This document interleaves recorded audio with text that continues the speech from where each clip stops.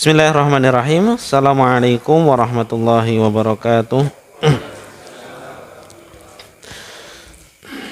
Innal hamdalillah nahmaduhu wa nasta'inuhu wa nastaghfiruh wa na'udzu billahi min shururi anfusina wa sayyiati a'malina man yahdihillahu fala mudilla lahu wa man yudlil fala hadiya lahu. Asyhadu an la ilaha illallah wahdahu la syarika lahu wa asyhadu anna Muhammadan abduhu wa rasuluhu la nabiyya wa la rasulahu ba'dah. Qala Allah ta'ala fil Qur'anil Karim, ya ayyuhalladzina amanu taqullaha haqqa tuqatih wa la tamutunna illa wa antum muslimun. Wa qala Rasulullah sallallahu alaihi wasallam, fa inna asdaqal hadithi kitabullah wa khairal hadyi hadyu Muhammadin sallallahu alaihi wasallam wa syarrul umuri muhdatsatuha wa kullu muhdatsatin fid dini bid'ah wa kullu bid'atin dhalalah wa fi riwayatin wa kullu dhalalatin finnar. Amma ba'd. Ma'asyiral muslimin, ikhwani arsadani wa rasadakumullah. Alhamdulillah pada kesempatan malam hari ini antum lelah-lelah tapi masih bisa berkumpul, bermajelis, kita sareng-sareng untuk menimba ilmu Allah Subhanahu wa taala. Moga-moga Allah jadikan kita menjadi hamba yang bersyukur kepada Allah Subhanahu wa taala. Karena pada malam hari ini kita gunakan untuk mendapatkan ridha Allah Subhanahu wa taala. Dan kita harus bangga, Pak. Sebagai seorang mukmin itu harus bangga. Kenapa? Karena tiang mukmin punika sak bejan-bejani makhluk ingkang dipun ciptaken Allah. Napa kok bejo? Kenapa kok dikatakan sak bejo-bejane makhluk? Soalipun wong mukmin niku sedantenipun sae. Napa mawon ingkang dipun raosaken niku dados ladang amal soleh, dipun nilai ibadah kalian Allah Subhanahu wa taala. Rasulullah pernah sanjang ngeten, ajaban li amril mukmin, sungguh takjub perkawis wong mukmin punika. Fa inna amrahu kullahu fi khairin. Sesungguhnya seluruh perkara, semua perkawisipun wong mukmin punika sae. Kalau dikasih kebahagiaan, kemudian dia syukur, maka baik. Entuk rezeki sing kathah, panen, kok syukur, berarti napa? Allah ndadosaken amal kebaikan punika dados kebaikan melih. Nek menawi dipun fa in asaba dharra, nek menawi dipun uji kalian Allah sing boten ngremenaken, sing boten nyenengake, napa? Sobaro, dia sabar, fa huwa khairun lahu, maka dia itu yang terbaik bagi dia. Maka ikhwan widin arsadani wa azani Allahu wa iyyakum. Alhamdulillah Allah tasih maringi kita keimanan sehingga kita dados yang mukmin. Mugi-mugi keimanan wonten ing manah kita punika bener-bener kita saged jagi ngantos Allah pendet nyawa kita lan ketemu dengan Allah Subhanahu wa taala. Salawat wa salam kita aturaken dumateng Nabiullah Muhammad sallallahu alaihi wasallam, keluarganipun, sahabat-sahabatipun lan tiyang-tiyang ingkang nderek milahipun ngantos akhir zaman kelak. Bapak Ibu, Bapak Ibu ya tadi bar ngaji Bapak Ibu ya Bapak Ibu nah. Ivan Widin arsadani warahmatullah. Kita lanjutkan kajian kita. Ampun bosen Pak nggih. Niki kalau ketemu meleh jeneng-jeneng ketemu meleh wonten nggih. Teng mriki. Bagian ini kajian kita nggih menika yang kemarin itu tentang tauhid rububiyah. Makna dari tauhid rububiyah. Itu kalau beliau mengambil 3 poin penting dalam tauhid rububiyah itu mengesahkan Allah di dalam tauhid rububiyah ada 3 penting. Yang pertama bahwa kita harus mengesahkan Allah dalam penciptaan. Allah menika piyambak sing nyiptake makhluk. Mboten nenten tiyang mboten nenten makhluk ingkang saged nemeni Allah dalam penciptaan. Namung piyambak mawon. Ini sepindah. Nomor kali nggih menika kita tauhid rububiyah niku kita yakin percaya bilih Allah punika al-mulku. Rajanipun raja. Mboten wonten raja sing dhuwuripun Allah Subhanahu wa taala. Penguasa dari semua penguasa. Nek hari ini mungkin penguasane sapa ngoten nggih Pak nggih. Indonesia penguasane Jokowi umpamane ngoten nggih. Atau tapi bukan Jokowi mungkin nggih. Yang lainnya atau di dunia ada penguasa, maka Allah Subhanahu wa taala penguasa dari semua penguasa. Kalau lihat di TV itu mungkin di video-video yang dibuat oleh Cina itu kadangkala penguasa dunia itu ada, nanti penguasa lagi galaksi, ada penguasa lagi, walaupun mereka hanya sekedar tahayul itu apa Pak? Berpikir tok, nggak ada yang asli. Tetapi Allah Subhanahu wa taala adalah semua penguasa dari semua penguasa, nggak ada penguasa yang lainnya. Nomor 3 Allah punika piyambak ingkang ngatur segala wonten ing donya punika, di dunia, di akhirat, di langit, di bumi, sedantenipun sing ngatur Allah piyambak, mboten wonten sing ngrencangi. Lah enek malaikat malaikat hanya muwakil, tapi yang ngatur Allah Subhanahu wa taala. Lah nek umpamanipun Allah ora butuh malaikat iso ora saged kalau Allah ingin. Wallahu a'lam bishawab. Ini yang ketiga. Kemudian kita lanjutkan, Pak. Ini sebutkan wa hadzal iman bi rububiyyati subhanahu wa taala markuzun fi fitri mudrikun bi badaniyatil aqal mahsusun fil qaun. Keimanan bilih Allah punika pencipta, Allah punika raja di atas raja, Allah punika nggih menika sing ngatur segala sesuatunya, itu markuzun fin nufus fil fitri, itu tertanam dalam fitrah manusia. Wong sing ora ngerti agama Islam, sing urung pernah entuk dakwah Islam, kuwi nek ditekoni enek penguasa langit ora, pasti dia ngakui. Kenapa? Sudah ada di fitrah. Mudrikun bibadanin akal, bibadahiyatul akal. Bisa dinalar oleh akal manusia sing sae. Nek sing wong gila nggih mboten saged. Atau orang yang ateis ya nggak akan bisa karena akalnya nggak bisa dipakai. Wong ateis kuwi Pak sing ora percaya Tuhan, ning nek yang pas waktu hal yang mendesak, dia pasti ngomong ya Allah. Wong Kristennya kadang-kala ngoten nggih, ketika dia terdesak itu ngomongnya bukan ya Allah atau Roh Kudus, tapi langsung ya Allah atau ya Tuhan, ya Rob. Tenggelam dia ngakui ada pencipta. Itu orang yang ateis, apalagi orang yang enggak. Orang yang bisa menggunakan akal maka bisa benar, kata beliau. Dan dalil-dalilnya banyak. Ini nyebutkan banyak, kita nggak baca semua aja. Ada 1, 2, 3, 4, 5, 6, 7, 8, 10-an lebih. 10 dari ayat. Tapi yang kita bacakan 1 atau 2 aja. Yang pertama, surat Al-Baqarah ayat yang ke-164. Inna fi khalqis samawati wal ardi wa ikhtilafil laili wan nahar. Di dalam penciptaan langit dan bumi. Al-Baqarah ayat 164. Wa ikhtilafil laili wan nahar, dan pergantian malam dan siang. Wal fulkil lati tajri fil bahri, dan fulk atau namanya bintang yang ataupun berjalan di galaksinya.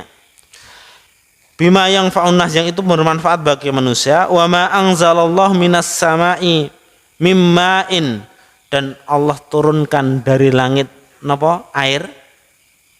Fa ahya bihil ardo, dengan air punika dunia jadi hidup. Maksudnya hidup itu apa, Pak? Bar kering kerontang, kodanan 3 kali hujan, langsung tumbuh rumput. Kelihatan hijau kembali, hidup kembali. Fa ahya bil ardo ba'da mautiha, setelah dia mati. Wa batsa fiha min kulli dabbah, dan setiap dabbah binatang yang melata di bumi itu juga melangkah kakinya. Wa tasrifir riyah, dan angin yang bertiup.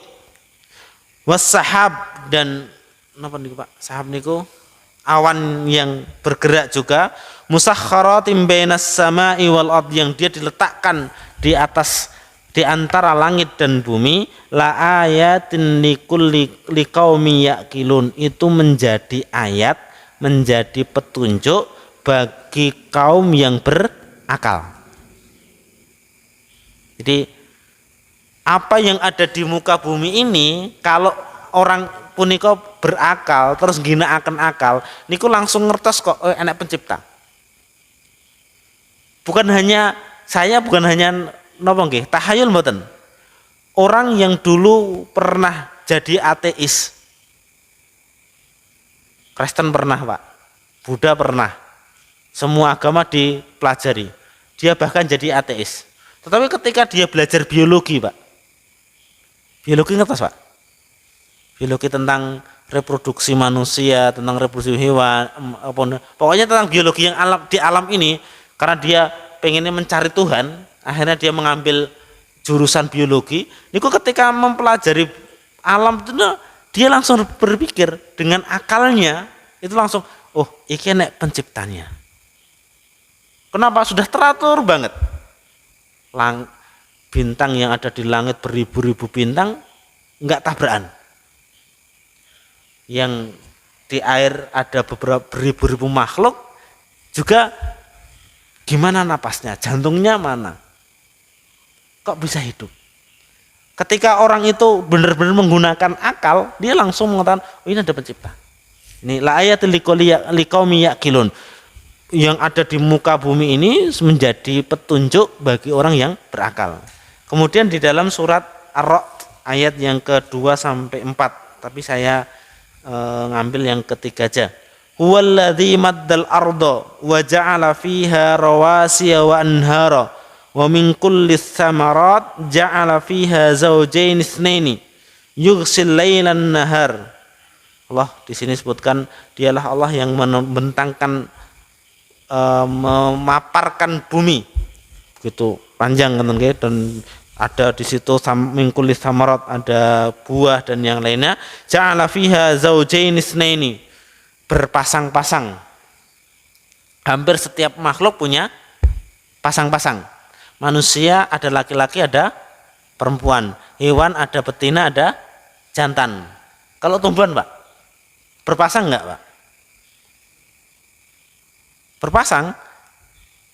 Ada serbuk sari, ada satunya apa lupa lah. Suara belajar Pak. Itu berpasang-pasang. Pokoknya semua yang di alam ini hampir semuanya berpasang-pasang. Mingkul lizaujain itsnaini. Kemudian kata yughsil lailan nahar inna fi dzalika laayatil liqaumi yatafakkarun.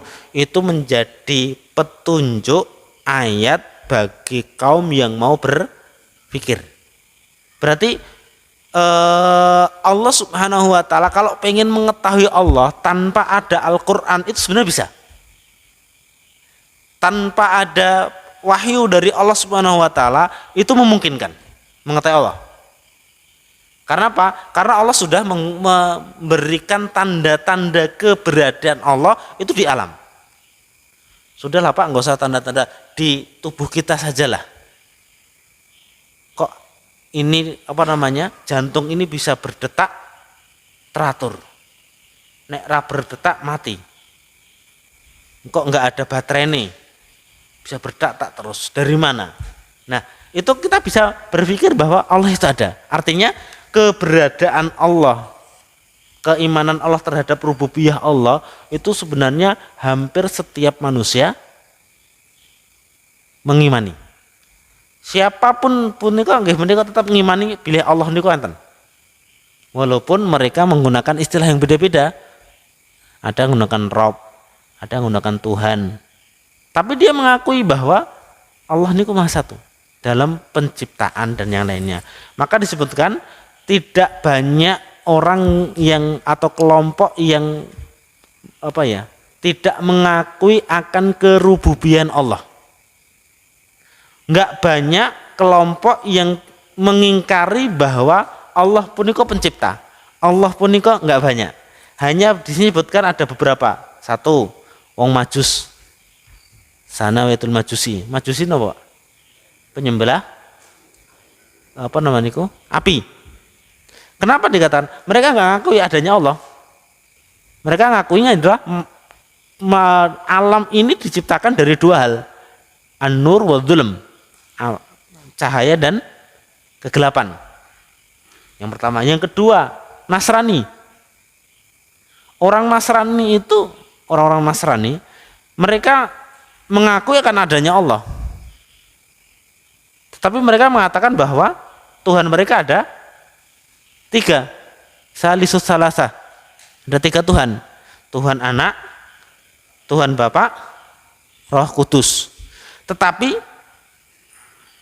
mereka mengatakan Tuhan Anak, Tuhan Bapa, Tuhan Rohul Kudus. Tapi mereka meyakini bahwa pencipta alam ini hanya 1.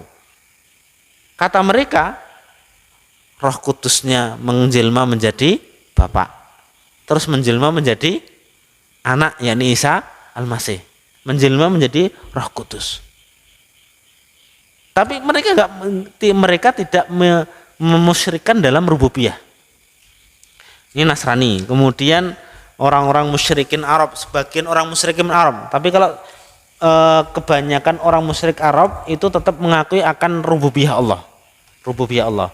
Qadariyah, Nafat, orang-orang Qadariyah. Ini wallahualam masih ada enggak sekarang? Tapi di zamannya Imam Ahmad, di zamannya Imam Syafi'i, kemudian di zaman setelahnya itu orang-orang Qadariyah ini masih banyak. Apa itu orang Qadariyah? Orang-orang yang meyakini bahwa manusia itu menciptakan perbuatannya sendiri. Kita niku makhluk betul Pak? Makhluk. Perbuatan kita makhluk enggak? Makhluk gitu ya. Orang-orang Qadariyah enggak. Allah tidak punya napa nggih? Campur tangan akan usaha manusia. Itu orang Qadariyah. Jadi Allah hanya menciptakan manusia. Ciptakan cek. Arepan dadi kafir, arep dadi muslim, arepan salat, arep bekerja. Niku Allah enggak ada campur tangan. Itu orang Qadariyah. Jadi kata mereka mengatakan Allah hanya menciptakan manusia, tetapi amalnya itu yang menciptakan manusia sendiri. Jadi manusia punya kudrah yang dia bisa menyelisih daripada keinginan Allah. Ini orang Qadariyah.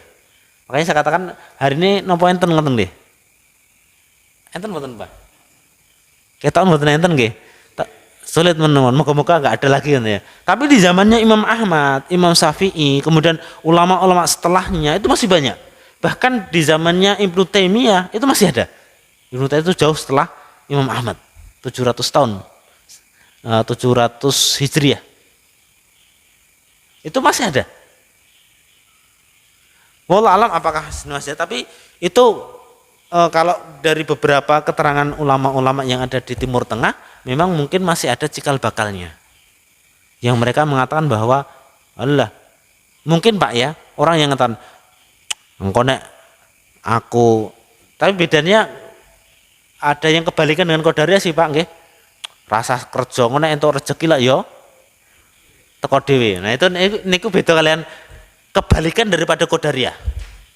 Jadi dia mengatakan takdir itu manusia itu kaya wayang. Ngertos wayang, Pak? Wayang niku napa? Ora duwe keinginan. Arep ngalor kan mboten saged ngene nggih. Ora duwe keinginan. Sing nglakoke ya dalang. Dia enggak punya keinginan. Jadi alah rasa kerja. Engko nek wis wayahe entuk rezeki lah ya teko dhewe. Itu kalau mungkin hari ini ada kalau yang seperti itu. Beberapa orang yang ngaku seperti itu ada, hanya sebagian kecil orang. Tapi kalau Qadariyah Allah masih ada atau tidak? Wa kullu hadhihi dhalalatu madfu'atun bidalal fitrah. Semua ini semuanya kelompok-kelompok sesat ini semuanya telah ditolak oleh Allah dengan dalil-dalil syar'i. Salah satu di antaranya dalam surat Al-Mu'min ayat yang ke-91 Allah berfirman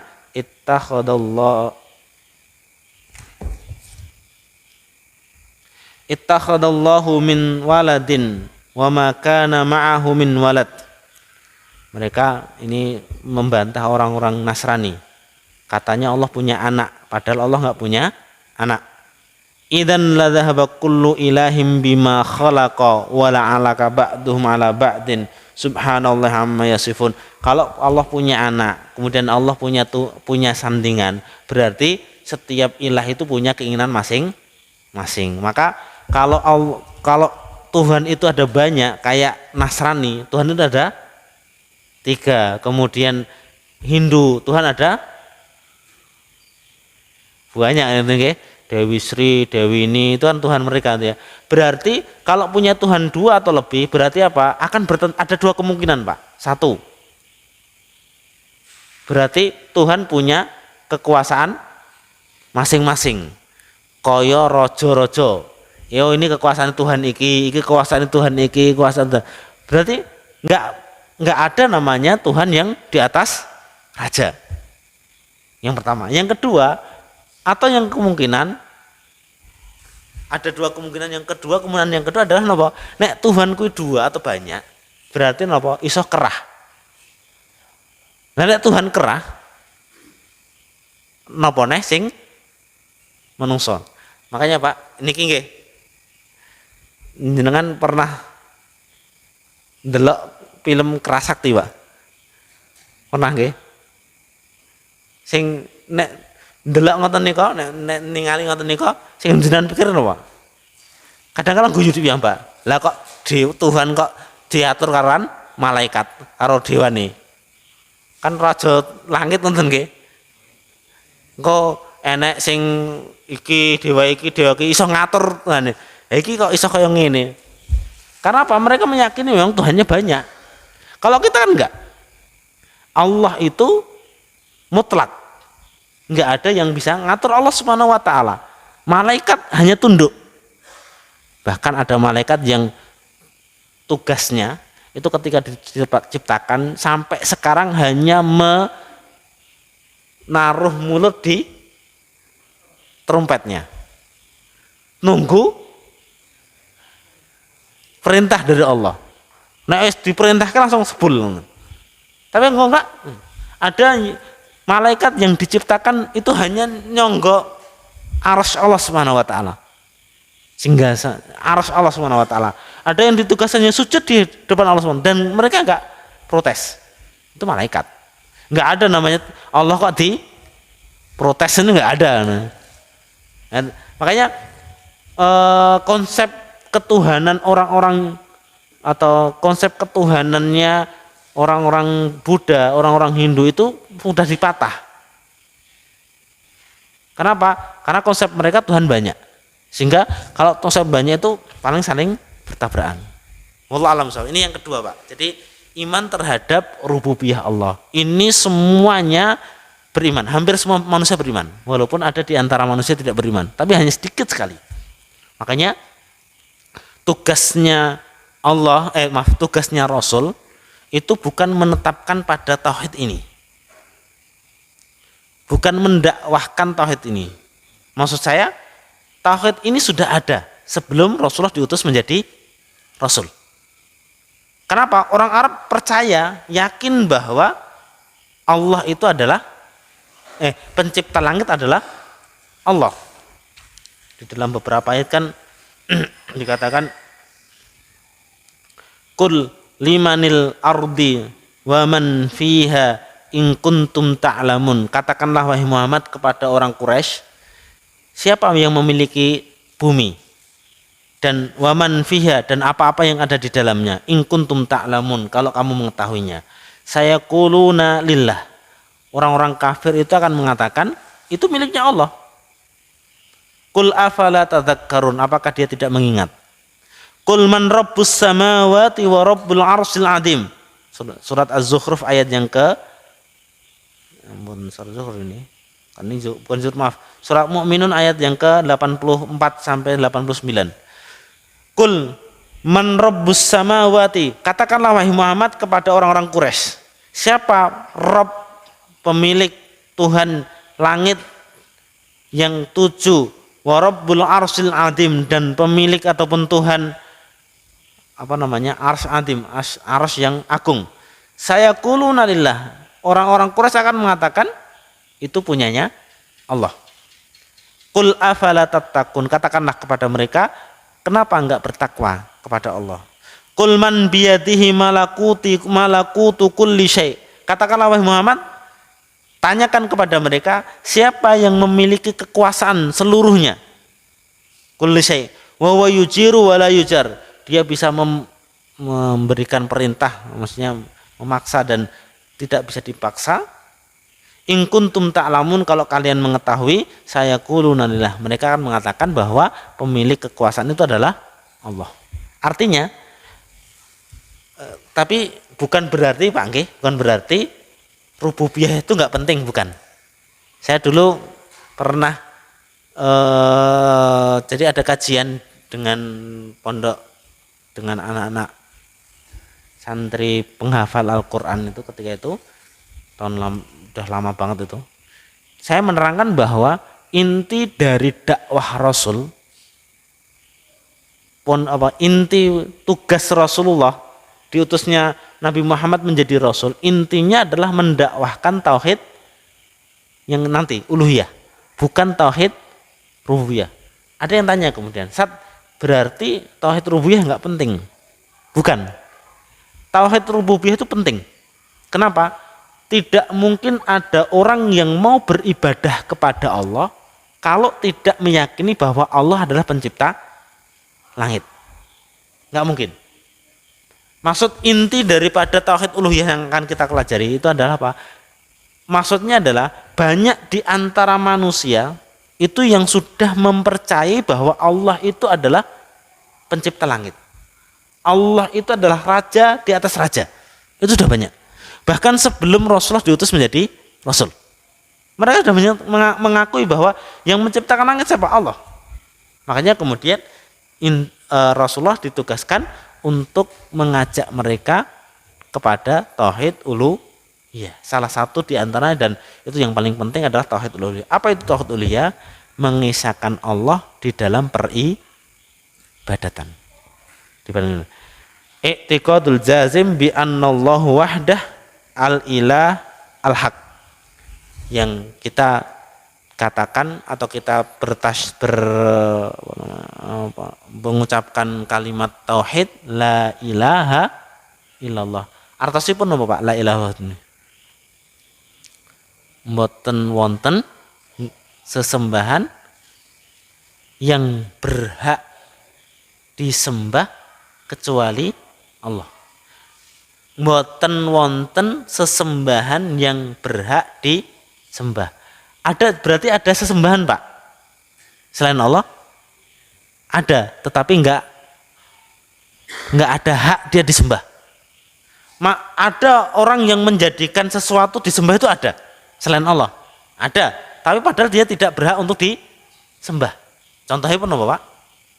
Patung, duit, nyembah duit kan, dunia pokoknya hidupnya duit berarti kan abdud dunia, menyembah duit. Kemudian nyembah arwah, nyembah dewa dan yang lainnya, itu ada, itu jadi sembah ada, tetapi dia nggak layak, nggak berhak untuk disembah. Kenapa? Yang berhak disembah hanya Allah. Itulah tauhid uluhiyah. Makanya disebutkan makna ilah itulah al-ma'luh, ai al-ma'bud. Ilah itu adalah sesuatu yang diibadahi.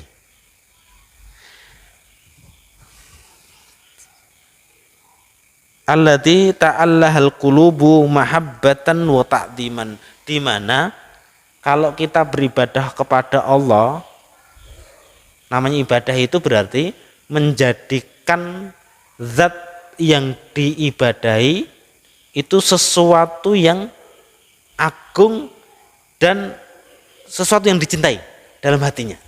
Makluh, mahabbatan wa ta'diman. Jadi ketika dia beribadah itu, namanya ibadah itu berarti apa? Ketika dia beribadah itu menjadikan zat yang diibadahi itu apa? Dalam hatinya sangat agung dan sangat dicintai. Enggak ada kecintaan yang melebihi dia.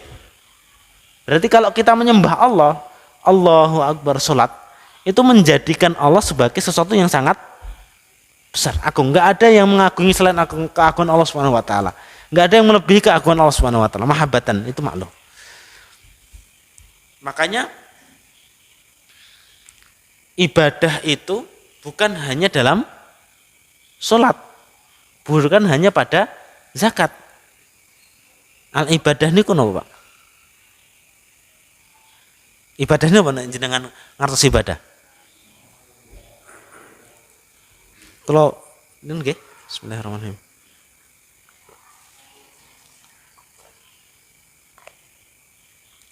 Ada pengertian ibadah yang cukup menarik dari Syekh Ibnu Taimiyah. Beliau mengatakan, kalau nggak salah nih, kalau Ibnu Taimiyah, ya Ibnu Taimiyah, al ibadatu huwa ismun jami'un likulli ma yuhibbullahu wa yardah.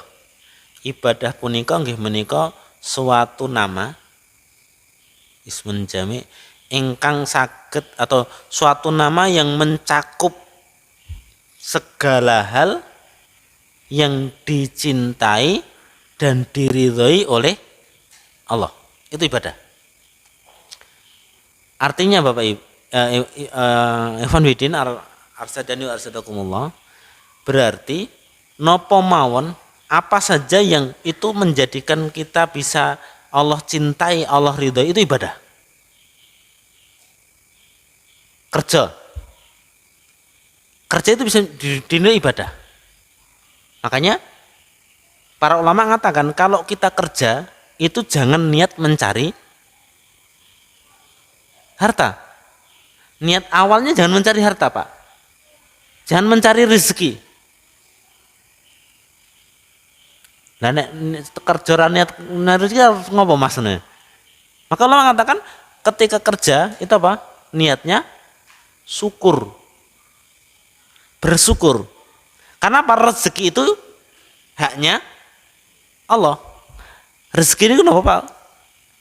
Peparing Allah toh?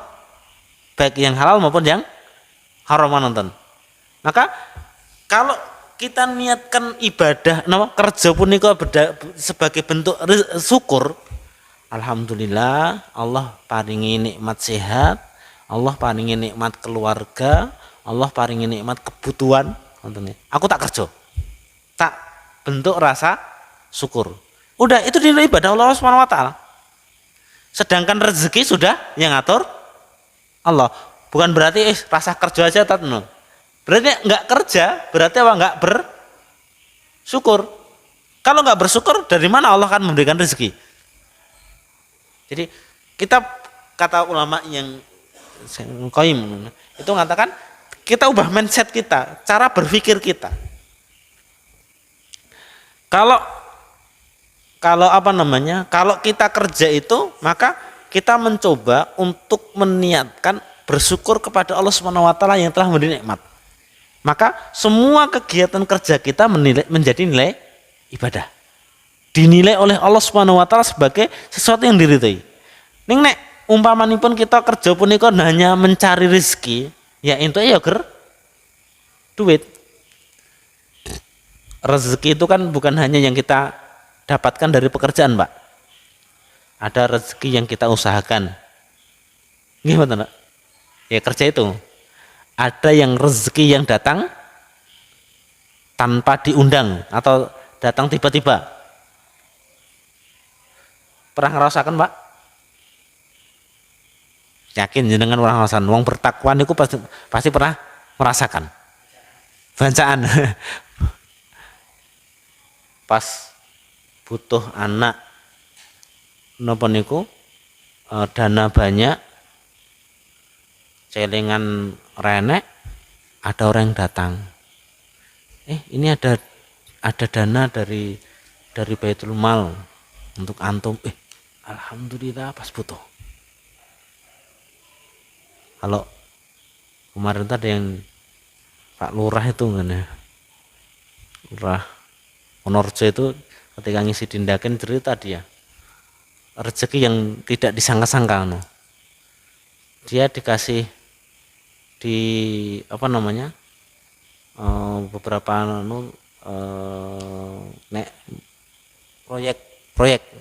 proyek desa itu kan kadang-kadang dapat jalur Pak Lurah pinten ditolak terus setelah nolak itu paling gente nek jiko paling gerpirang yuta nonton, Pak. Setelah nolak itu ternyata Allah memberikan rezeki datang apa? Tanah yang dia beli dengan temannya pengennya di coupling itu rapayu awalnya nggak payu laku-laku, tanpa belum diiklankan lagi itu ada yang datang langsung membeli dengan harga 2 kali lipat sampai 3 kali lipat, keuntungannya jutaan, ratusan juta bahkan. Itu namanya rezeki yang itu diusahakan Pak. Ada rezeki yang nggak diusahakan. Kisah menarik itu saya lupa Pak, dengan Imam Syafi'i dengan siapa saya lupa itu. Jadi ada guru dan murid itu tanglet. Syekh, rezeki itu diusahakan atau datang sendiri? Gurunya ngomong, rezeki itu datang sendiri.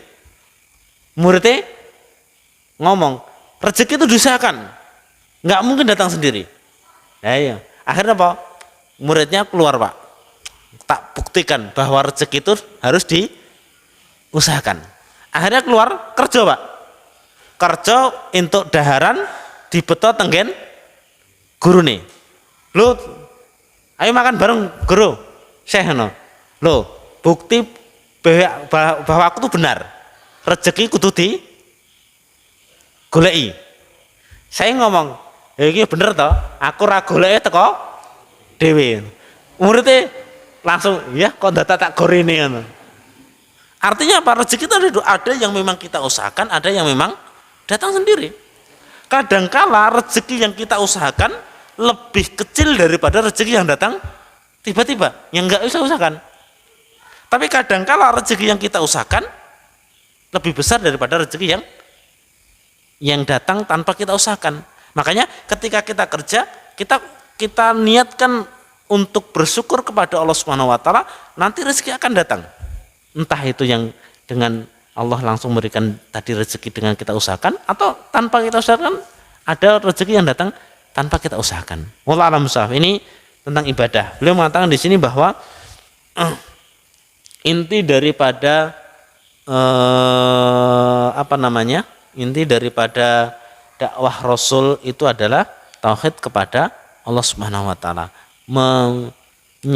mengesahkan Allah dalam peribadatan. Dan beliau menyebutkan bahwa ibadah itu ada 4 Pak. Yang pertama ibadah qalbiyah, yang kedua ibadah qauliyah. Ibadah qalbiyah itu ibadah dalam hati, nanti kita kaji sama-sama insyaallah.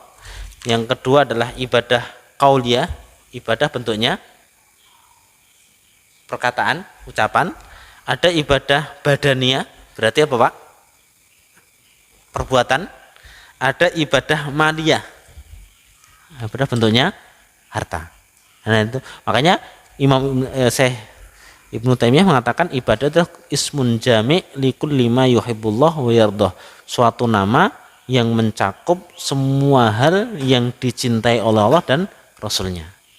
Nah ini insya Allah akan kita kaji pertemuan yang akan datang tentang ibadah-ibadah qauliyah, ibadah-ibadah maliyah, dan ibadah qalbiyah.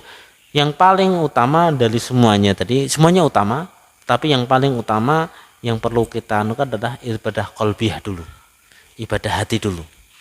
Karena kalau hati ini enggak tunduk kepada syariat Allah, kemudian badan tunduk, kita akan mudah masuk ke dalam orang-orang yang munafik.